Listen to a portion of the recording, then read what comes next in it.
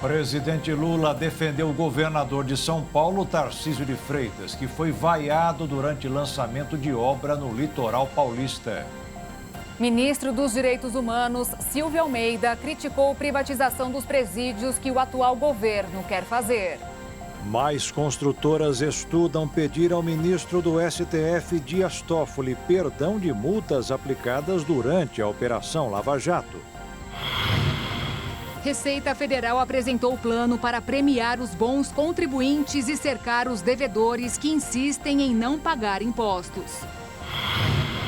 Novos dados do censo apontam lugares no Brasil onde não mora ninguém. Câmara da Argentina aprovou o mega pacote do presidente Javier Milei. Alunos das escolas municipais do Rio de Janeiro agora não podem usar telefone celular durante o período de aulas. E a Unesco nomeou o jogador brasileiro Vinícius Júnior como embaixador da boa vontade. Agora no Jornal das 22.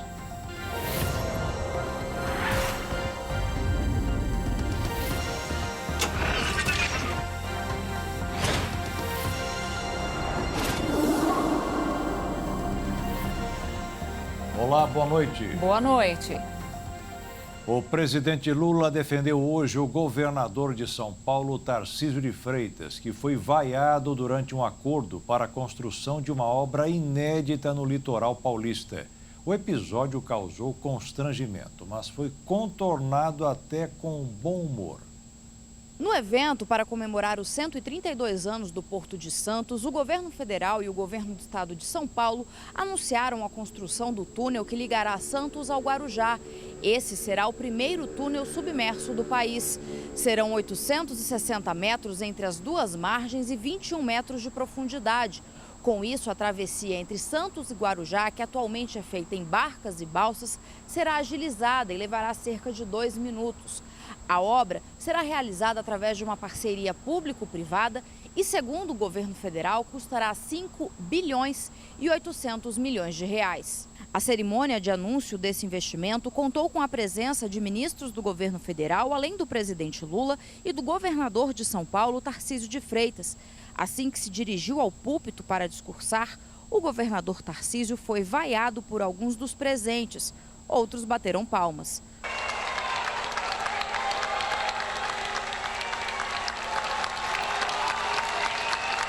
Após as vaias, Lula chamou a atenção dos presentes e defendeu o governador Tarcísio. Afirmou que o anúncio da obra do túnel entre Santos e Guarujá é uma construção coletiva. Destacou que o momento é de pacificação e exigiu respeito para o governador do estado. Esse ato aqui, mais do que o anúncio de dinheiro para o Porto de Santos, esse ato aqui significa que nós precisamos restaurar neste país a normalidade. E a normalidade é a gente respeitar o direito à diferença. Eu já fui presidente da República, com Alves, governador do estado, em partido diferente. E o Alves derrotou a gente 4 vezes. E nós não temos que reclamar, temos que nos preparar para ganhar. Nós disputamos com o Tarcísio e perdemos as eleições. Não dá para querer dar um golpe em São Paulo, invadir o prédio de São Paulo, não. É voltar para casa, se preparar e disputar outra vez. E respeitar o direito do exercício da função de quem ganhou as eleições. Porque senão a democracia fica capenga. E a democracia é o respeito à diversidade, é o respeito à diferença. É a gente aprender a conviver com quem a gente não gosta, mas a gente respeita o direito da pessoa até não gostar da gente. E a gente também não é obrigado a gostar das pessoas. E quero te dizer, Tarcísio, você terá da presidência da República tudo aquilo que for necessário. Porque eu não estou beneficiando o governador, eu estou beneficiando o estado mais importante da federação. E é por isso que eu vim aqui hoje anunciar para o Tarcísio que nós estamos juntos. Em quem ele vai votar é um problema dele. Em quem eu vou votar é um problema meu. Mas nós estamos juntos. Se vocês não sabem, o Tarcísio trabalhou no DENIT, trabalhou fazendo o gasoduto com a Manaus, quando eu era presidente.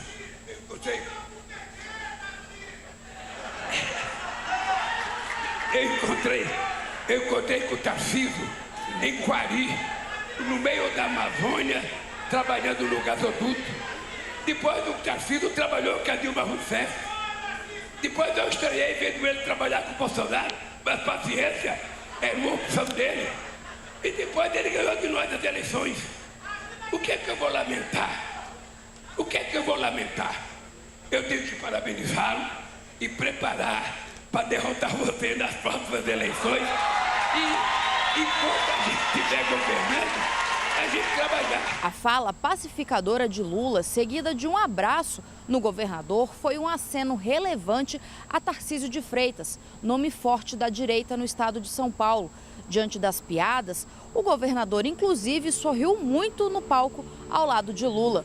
No evento, também foram entregues 90 unidades habitacionais do conjunto Parque da Montanha. A agenda de Lula em São Paulo também contou com encontros com metalúrgicos e o anúncio de investimentos na Volkswagen em São Bernardo do Campo. A fabricante, que registrou um aumento de 29% no volume de vendas no ano passado, prevê no novo ciclo de investimentos da Volkswagen um aporte de 9 bilhões de reais até 2028. Antes, a empresa já tinha anunciado investimentos de 7 bilhões de reais entre 2022 e 2026. A Volkswagen projeta o lançamento de 16 novos carros, incluindo modelos híbridos e elétricos. Alguns terão fabricação exclusiva nas fábricas de São Paulo. O ministro dos Direitos Humanos, Silvio Almeida, criticou a privatização de presídios. Ele afirmou também que isso abre espaço para o crime organizado. Falas que miram um decreto assinado pelo governo Lula. O ministro Silvio Almeida afirmou hoje em Brasília que é contrário às parcerias público-privadas. A política foi instituída ainda durante a gestão Temer.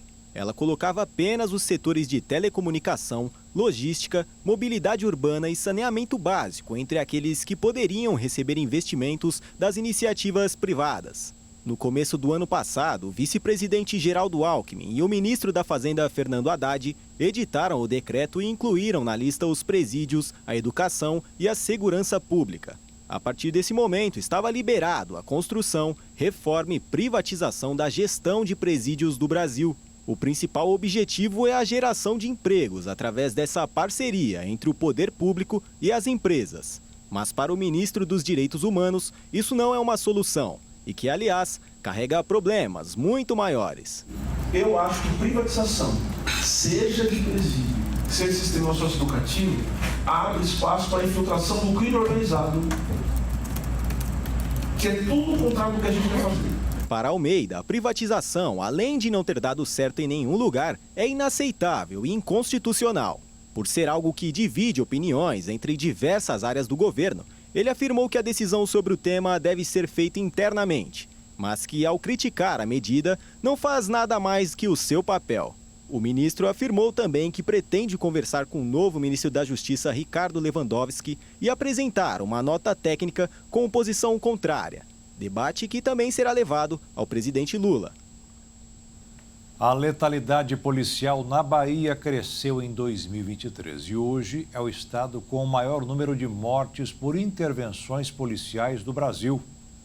Os dados foram divulgados pelo Ministério da Justiça e Segurança Pública. De acordo com os números, a Bahia apresentou crescimento de 15% na letalidade policial no ano de 2023, em comparação com o ano anterior.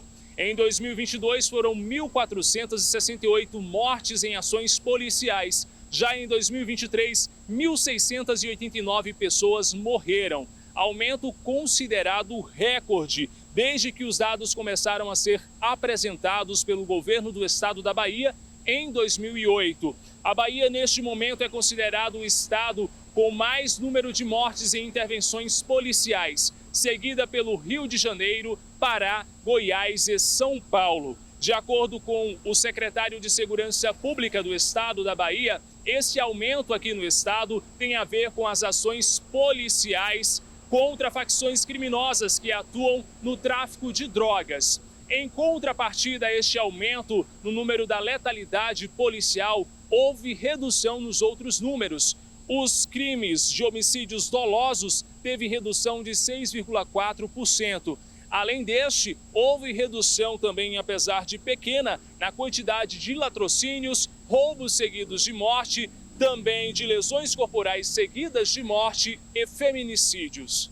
A polícia prendeu 25 pessoas na região da Cracolândia, no centro da capital paulista, na noite de ontem. Policiais civis, militares e guardas metropolitanos participaram da operação, batizada de AC-35. Entre os presos, 24 foram detidos em flagrante por tráfico de drogas, associação criminosa e receptação. Segundo a Secretaria de Segurança Pública, 3 deles já haviam sido presos em agosto do ano passado, em uma outra fase dessa mesma operação. Além dos flagrantes, a polícia prendeu uma mulher que era procurada por tráfico de entorpecentes. Os agentes também fizeram a identificação por meio de biometria de 985 pessoas que estavam no chamado fluxo. Esta foi a primeira fase da Operação AC-35 em 2024. No ano passado, 8 fases foram realizadas, o que resultou na prisão de 100 pessoas em flagrante. De acordo com a Secretaria de Segurança, o objetivo da ação é reprimir o tráfico e localizar criminosos foragidos na região onde se concentra o fluxo de usuários de drogas da Cracolândia. E agora é oficial, os alunos da Rede Municipal de Ensino do Rio de Janeiro não podem mais usar telefones celulares durante o horário em que estiverem nas escolas. A decisão da prefeitura recebeu o aval dos pais. A partir desta sexta-feira, o uso de celulares e outros dispositivos tecnológicos está proibido nas escolas da rede pública municipal do Rio de Janeiro. O decreto do prefeito Eduardo Paes foi publicado em Diário Oficial e a proibição passa a valer dentro e fora da sala de aula, ou seja, nos intervalos e na hora do recreio também está proibido. Segundo o secretário municipal de Educação, Renan Ferreirinha, as crianças não podem continuar isoladas em suas próprias telas, sem interagirem umas com as outras. Ele informou ainda que o governo não é contra a tecnologia na educação, mas é que ela precisa ser usada de forma consciente e responsável para não se tornar uma vilã no processo educacional. Durante todo o mês de fevereiro, haverá ações de conscientização nas escolas, permitindo que os alunos possam se adequar às novas regras, que entram em vigor em 30 dias. Segundo o decreto, os celulares e demais aparelhos deverão ser guardados na mochila ou bolsa do próprio estudante, desligado ou ligado em modo silencioso e sem vibração. A medida foi tomada após uma consulta pública promovida pela Secretaria de Educação entre dezembro de 2023 e janeiro de 2024, com mais de 10 mil respostas. De acordo com o levantamento, 83% são favoráveis à proibição do uso do aparelho, 11% parcialmente favoráveis e 6% contrárias. Especialistas de saúde afirmam que o uso de aparelho por longos períodos pode causar ansiedade, instabilidade emocional e até diagnósticos de depressão. Uma análise da Unesco nos Estados Unidos, com crianças e jovens entre 2 e 17 anos, mostrou que um maior tempo de tela estava associada a uma piora do bem-estar, menos curiosidade e autodisciplina, além da queda do desempenho escolar. O decreto prevê algumas exceções para o uso do equipamento, como a autorização da utilização apenas antes do início da primeira ou após o fim da última aula. Durante os intervalos, quando a cidade estiver classificada a partir do estágio operacional 3, comunicado pelo Centro de Operações do Rio, para alunos com deficiências ou condições de saúde específicas ou para fins pedagógicos. E a seguir, mais construtoras estudam pedir perdão de multas aplicadas durante a Operação Lava Jato. E ainda, a Receita Federal apresentou plano para premiar bons contribuintes e cercar devedores que insistem em não pagar impostos.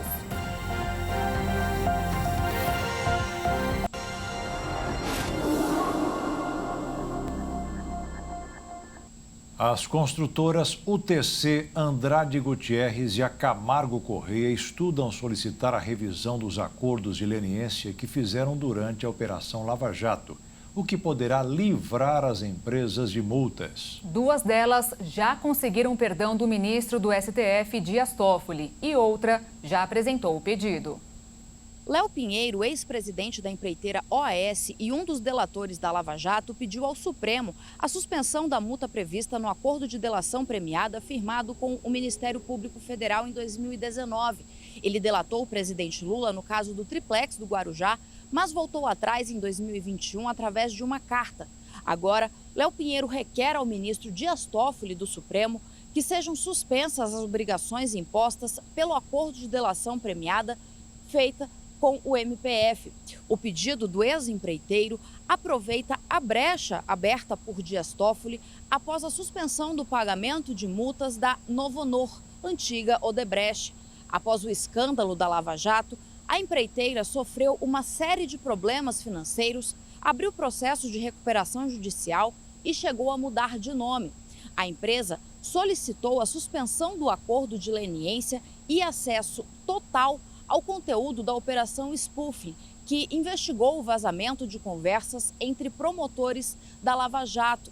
O ministro do STF, Dias Toffoli, atendeu o pedido da Odebrecht e, além de autorizar acesso ao conteúdo da operação, suspendeu o pagamento de uma multa de 8,5 bilhões de reais. Dias Toffoli considerou que se deve oferecer condições para que o grupo avalie, diante dos elementos disponíveis na Operação Spoofing, se de fato foram praticadas ilegalidades. O ministro também autorizou que novos termos sejam negociados no acordo com o Ministério Público Federal. O MPF informou em nota que ainda não foi notificado da decisão de Dias Toffoli. No final do ano passado, uma decisão semelhante do ministro também beneficiou a JF, que teve suspenso o pagamento de uma multa de 10 bilhões de reais imposta em acordo de leniência junto ao MPF.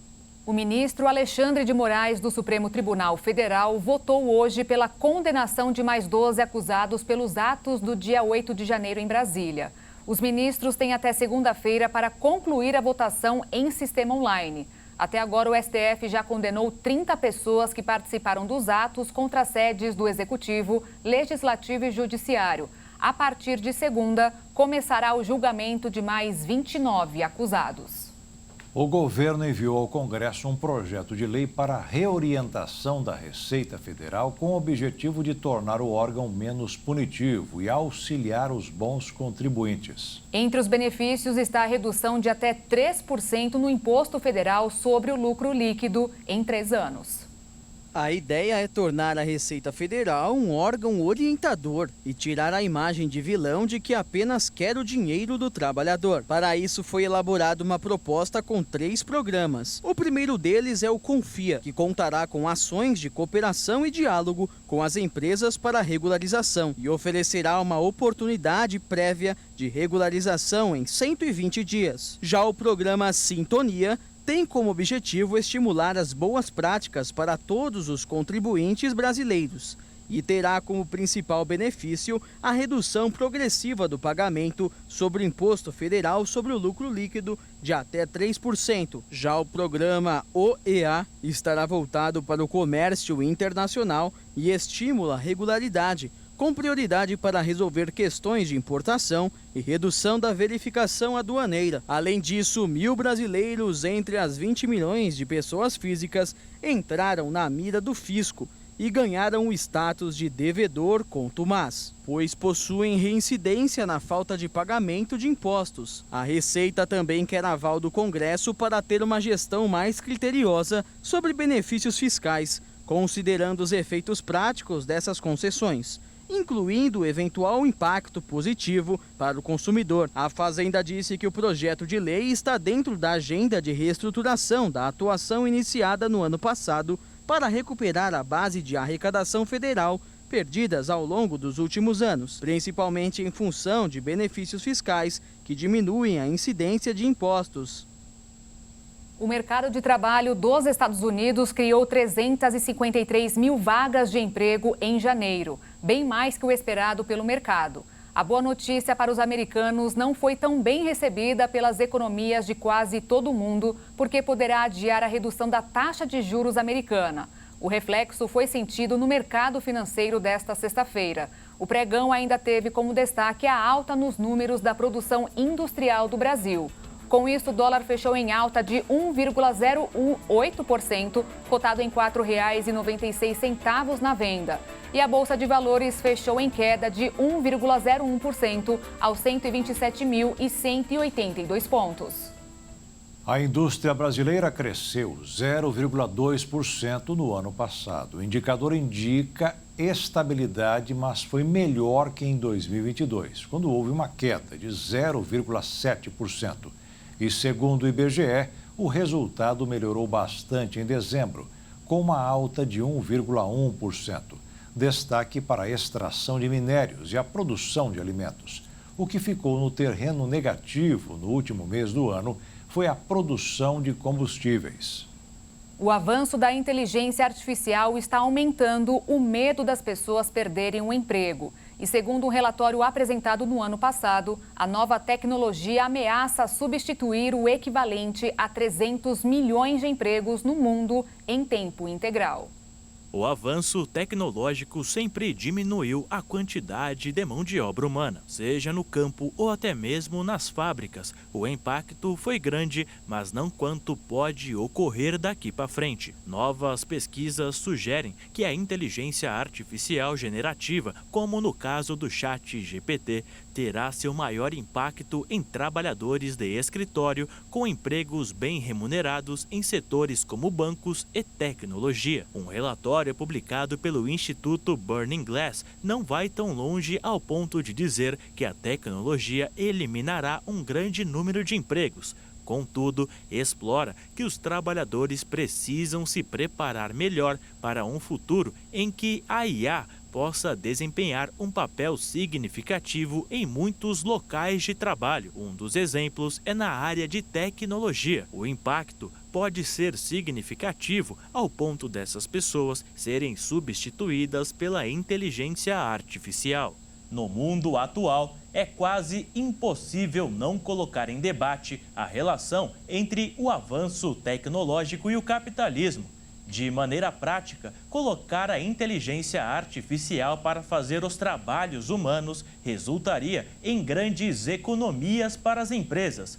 Essa pesquisa do Instituto Burning Glass estima que bancos e algumas empresas de tecnologia gastem de 60% a 80% de suas folhas de pagamento ou mais em trabalhadores com ocupações mais propensas a serem impactadas pela nova tecnologia. Ou seja, em resumo, tudo o que uma grande empresa quer é o lucro. E se essa alteração for uma forma de aumentar os seus rendimentos, a troca se tornaria atrativa para os empresários. Contudo, essa condição de desemprego só depende do empregador. Isso porque o relatório não prevê a quantidade de vagas relacionadas à inteligência artificial generativa que podem ser cortadas. A relação feita é que, caso a empresa economize na folha de pagamento, eles podem investir e crescer em outros aspectos, se utilizando da mão de obra de trabalhadores. Essa condição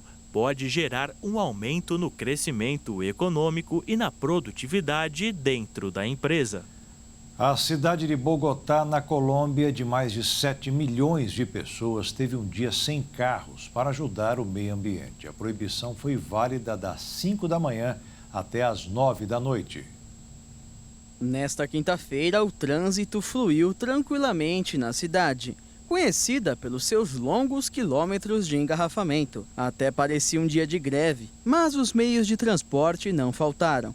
Havia ônibus e táxis circulando normalmente. Proibir o uso de carros foi uma das medidas adotadas pela prefeitura para amenizar a concentração de poluentes após dezenas de incêndios florestais assolarem as proximidades de Bogotá na última semana. Além da destruição de importantes vegetações, altos níveis de partículas finas afetaram a qualidade do ar. Apesar da estratégia ser direcionada a uma emergência sanitária, a restrição do uso de veículos por um dia já não é novidade. Há 26 anos, ao menos uma vez por ano, a capital da Colômbia realiza a proibição de carros e motos. Nesta última edição, pelo menos 1.850.000 automóveis e 430.000 motos não saíram da garagem.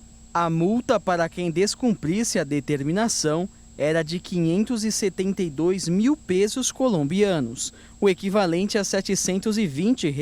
Como alternativa, a prefeitura contabilizou mais de 1 milhão de viagens de bicicleta, que ao lado do transporte público foram os meios de transporte mais utilizados pela população. Além das bikes e ônibus, algumas pessoas utilizaram até patinete. Táxis, carros elétricos e veículos para pessoas com deficiência também puderam circular livremente. Apesar de tudo, a caminhada foi a forma preferida das pessoas para chegarem até o trabalho ou irem até o supermercado.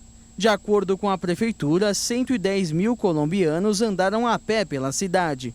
Como resultado, a medição da qualidade do ar revelou que a redução das emissões foi constatada na maior parte da cidade. Outro dado que a prefeitura anunciou com orgulho é que não foram registrados acidentes rodoviários na capital do país ao longo de todo o dia.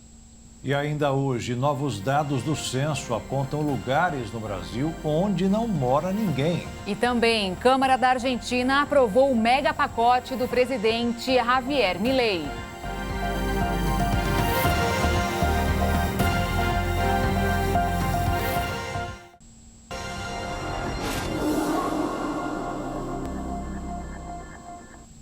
O IBGE divulgou pela primeira vez as coordenadas geográficas de todas as espécies de endereços do país. Esses dados mostram de forma mais detalhada onde está a população brasileira e aponta pelo menos 18 cidades onde há mais domicílios do que pessoas e também lugares que simplesmente ninguém mora. As coordenadas geográficas divulgadas hoje pelo IBGE significam um avanço no detalhamento dos dados obtidos através do censo, que podem ser usados para embasar de forma mais precisa as políticas públicas voltadas a cada município brasileiro. Para se ter uma ideia dessa mudança, com os dados do censo de 2010, era possível identificar grupos de domicílios e estabelecimentos em uma abrangência de 200 metros na área urbana e 1 quilômetro na rural. Com as coordenadas baseadas no censo de 2022, é possível diferenciar cada endereço de uma rua visitado pelo recenseador, inclusive indicando se é uma casa, um comércio, instituição de saúde ou de educação, por exemplo. Esse levantamento, que é mais preciso, confirmou a região mais povoada do país, que é a Sudeste, mas também revelou que existem áreas extensas do mapa brasileiro onde não mora ninguém.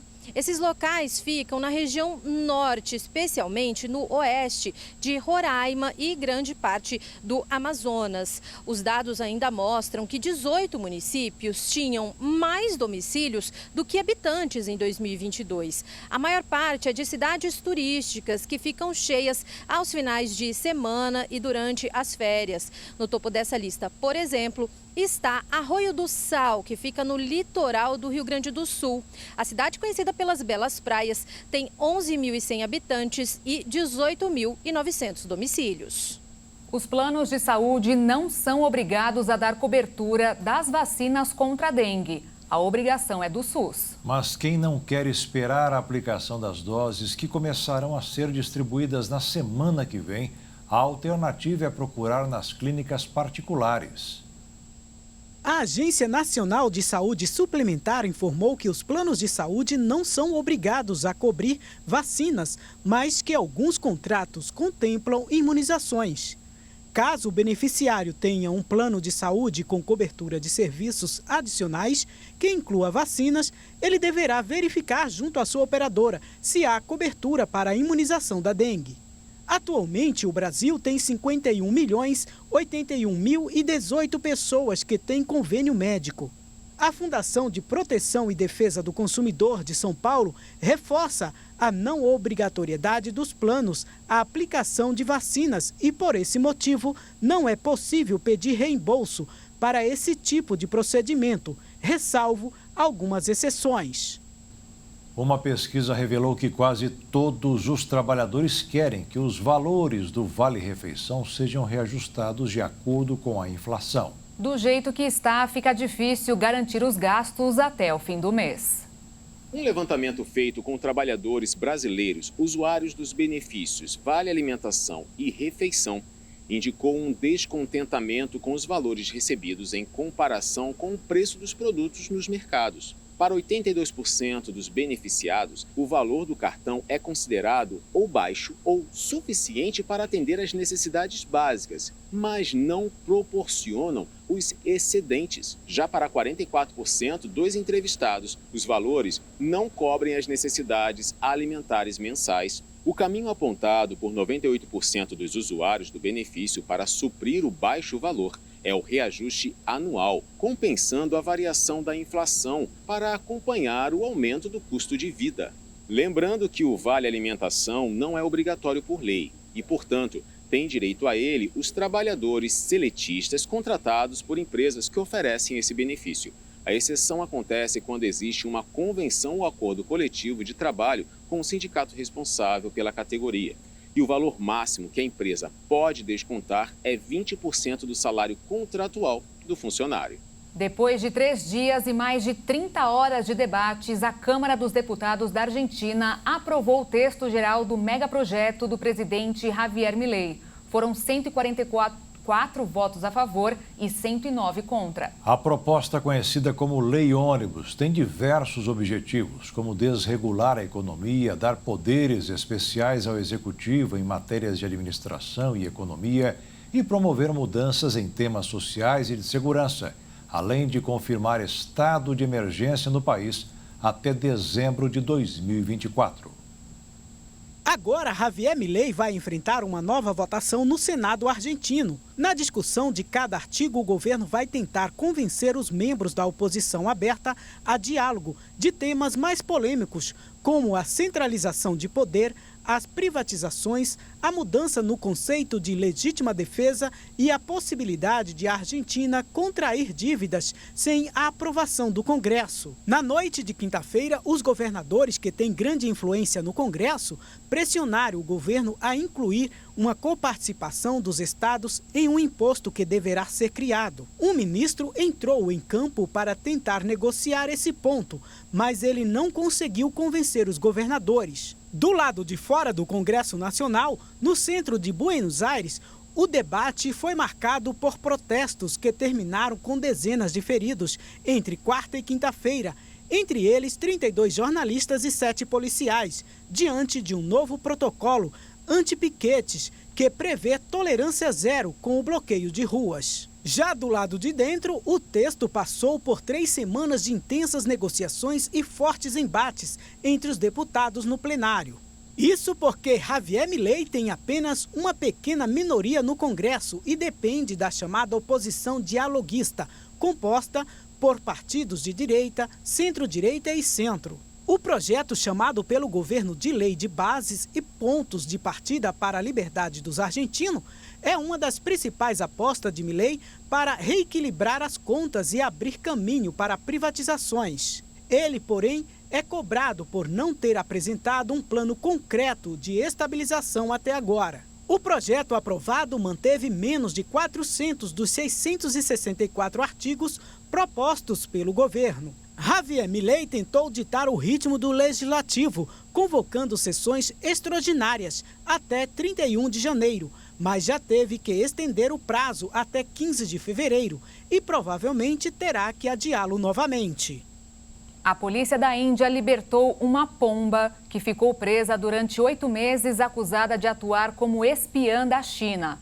A ave foi capturada perto da cidade de Mumbai com mensagens escritas em suas asas com a caligrafia chinesa. Mas depois de tanto tempo de investigações, as autoridades concluíram que a pomba não fez nada de errado e decidiram abrir a porta da gaiola e devolver sua liberdade.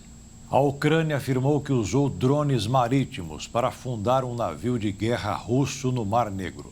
O ataque, realizado na noite de 31 de janeiro, destruiu uma embarcação com mísseis da frota do Mar Negro da Federação Russa, de acordo com a Agência de Inteligência Militar Ucraniana. As forças da Ucrânia publicaram um vídeo que afirmava mostrar drones navais atacando a embarcação armada com mísseis russos Ivanovits na noite de quarta-feira.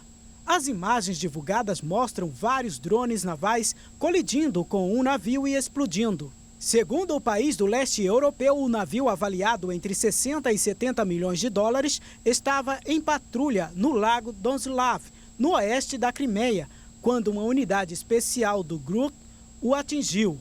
A empresa de segurança privada Embraer disse que a Ucrânia usou até 6 drones marítimos, cada um carregando normalmente 300 quilogramas de explosivos no ataque. As imagens mostram ainda que o navio estava afundando. Autoridades russas não comentaram o assunto. Um oficial ocidental apoiou a versão ucraniana, dizendo que era muito provável que embarcações autônomas sem tripulação foram responsáveis pelo ataque ao Ivanovits. O oficial falou sob condição de anonimato por discutir questões de inteligência. Os ataques da Ucrânia contra aeronaves e navios russos no Mar Negro ajudaram a recuar as forças navais de Moscou, permitindo que Kiev aumentasse as exportações cruciais de grãos e outros produtos por seus portos do sul. A Embraer observou que quaisquer drones não explodidos poderiam representar uma ameaça para o transporte no Mar Negro.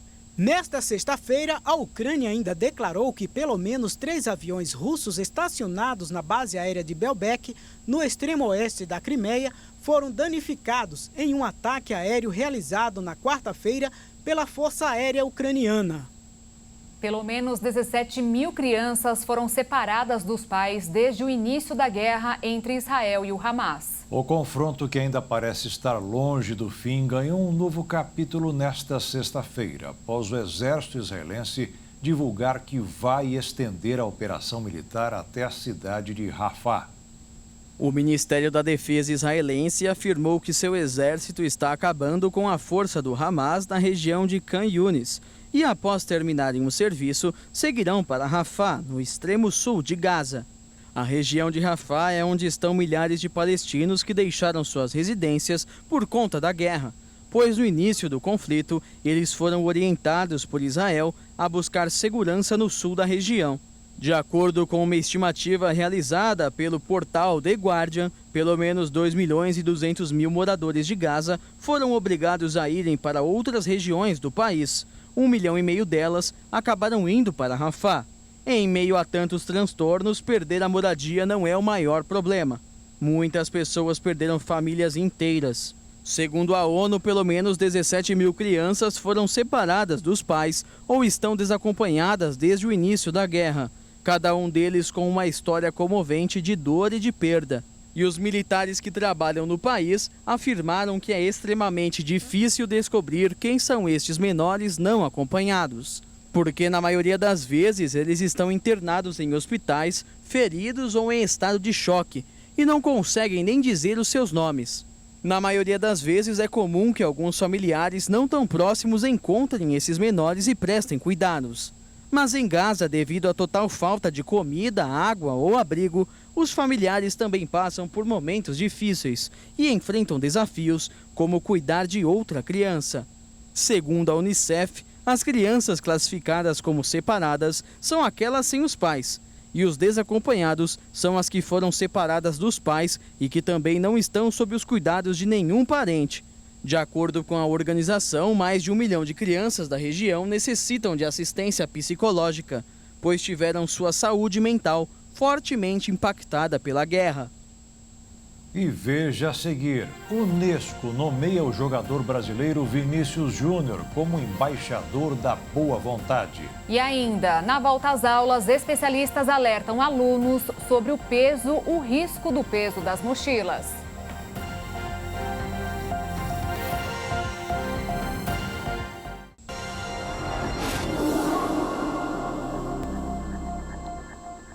Faz um ano que mudaram as regras para o uso de insufilme, mas os empresários tiveram as expectativas frustradas. As novas regras para o uso de películas nos vidros dos veículos entraram em vigor há cerca de um ano. A principal mudança está relacionada às bolhas que se formam no insufilme e que atrapalham a visibilidade do motorista. Com a nova resolução agora, ele tirou a parte traseira, aquele índice mínimo que era 28. Hoje o condutor pode colocar ali no seu veículo qualquer transmitância, sendo até bem lacrado e escuro, né? E na parte dianteira, que a gente tem os vidros laterais dianteiros e o para-brisa, tem que ser um índice mínimo de 70%. Desde então, trafegar com insufilme com bolhas ou fora do padrão estabelecido pelo CONTRAN é considerada uma infração grave, com previsão de multa de R$ 195,23 e 5 pontos na carteira. O ano passado, 755 motoristas foram autuados por esta irregularidade. O dono deste centro automotivo esperava um aumento da procura pelo serviço de substituição do insufilme, mas isso não aconteceu. Não sei se isso também é um pouco de culpa da fiscalização, né? Tem que a gente vê que às vezes é pouca. Então, não tendo eficiência da fiscalização, as pessoas acabam protelando, né? Não é um serviço caro, é muito mais por segurança e qualidade de vida, mas as pessoas acabam postergando, deixando para frente e não fazem a substituição do insufilme. O valor da película instalada varia de R$ 350 a R$ 1.000. A diferença está na validade do produto. A gente tem o comercial, que é 3 anos de garantia, é na faixa, a partir de R$ 350, oscila um pouquinho do tamanho do veículo, né? Os veículos maiores é por metro, né? Mas o comercial é R$ 350, 3 anos de garantia. E a gente tem os especiais, que a partir de R$ 850 são 10 anos de garantia. Aí também tem outras variações, tem de segurança também, que é legal falar, existe um insufilme, uma película de segurança, logicamente não uma blindagem, mas segura bastante vandalismo. O gerente de fiscalização e patrulhamento viário do Detran explica que é obrigatório ter a chancela na película que comprove os dados do instalador. Aqui o veículo ele traz uma chancela, né? E nela traz algumas informações importantes. Quem é o instalador, traz aqui até uma informação complementar que é a resolução e a lei e o índice de transmitância que está passando por esse veículo. Nesse caso aqui ele está totalmente adequado à legislação. Algumas escolas já retornaram às aulas e com isso vem à tona a preocupação no trânsito. Por isso, campanhas de conscientização já começaram. Orientar pais e responsáveis para um trânsito seguro faz parte das ações de campanha nacional No Trânsito, a Paz Começa por Você. Estamos no 20º ano e ainda na pegada da questão da fila dupla, de carregar a criança de forma adequada dentro dos veículos, os menores na cadeirinha, com cinto de segurança, banco da frente, banco de trás. Então é bem importante isso, porque nas férias às vezes acaba relaxando e isso é inadmissível. No ano passado, conforme a Polícia Militar, foram quase 1.000 multas aplicadas por infrações de trânsito próximo a unidades escolares. Em 2023, foram feitas 993 autuações no TANGE e infrações de trânsito relativos à fila dupla. A campanha foi bem recebida pelos pais da comunidade escolar. O que é muito importante para os pais, dê o exemplo. Sim, importantes aqui fora para eles, importantes lá dentro. E a gente mesmo tem que passar para eles todos os dias, né? Porque as crianças elas não podem pagar pelo erro da gente, né? Isso é muito importante. As atividades seguem até o final de fevereiro.